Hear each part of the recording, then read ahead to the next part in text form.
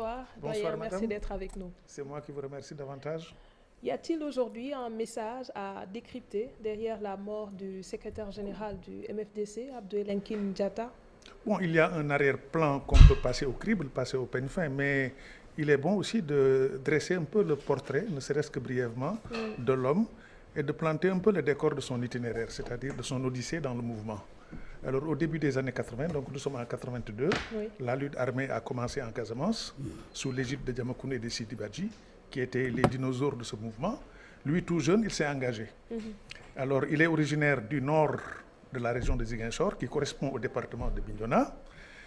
Son père ayant servi à Elinkine, il porte le nom, disons le surnom Elinkine, Abdou Elinkine, bien qu'il soit originaire du nord de la région de Ziguinchor, je le répète, donc Bignona. Oui. Et à un moment donné, lorsque Diamacoune a commencé à négocier peu ou prou avec le gouvernement sénégalais, alors lui, il est entré dans la danse, passez-moi l'expression, mais dans le sillage de Diamacoune, dont il a été un très proche collaborateur. C'était quelque chose comme un porte-parole, un factotum, Oui. un porte-serviette pour Diamacoune. Il était soudé à l'abbé Diamacoune. Et on peut dire que celui qui a été assassiné à Moulump avait quitté le maquis armé et cantonné dans la brousse.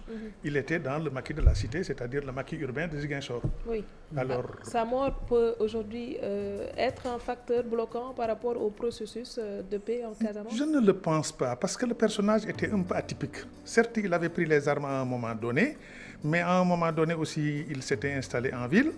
Et dans la galaxie du MFDC, où vous avez des extrémistes et des modérés, lui, il se livrait à un jeu de bascule. Tantôt il était faucon, tantôt il était colombe, etc. Alors donc, le personnage est un peu atypique.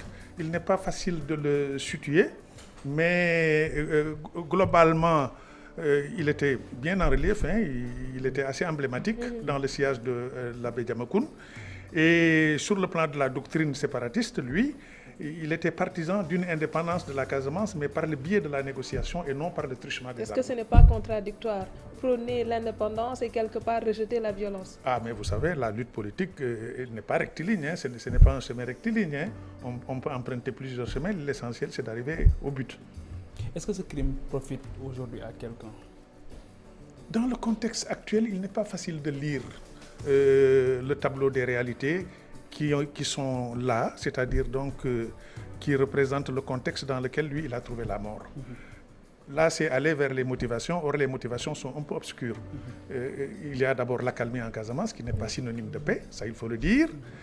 Bon, il y a le départ, l'effacement de Yahya Jammeh, donc la perte de tutelle de la Gambie du côté de Salif Sadio. Elinkine et Salif Sadio sont des rivaux dans le département de Bignona où ils évoluent ensemble. Alors, il y a César Atoute Badiat qui est resté dans la brousse, qui garde les armes, qui ne se rend pas et qui a des contacts avec Bissau. Justement, du côté de Bissau aussi, on a signalé quelques conciliabules un peu obscures. Vous savez qu'il y a des intermédiations d'origine extérieure. Je pense à Sant'Egidio à Rome, je pense au HD de Genève.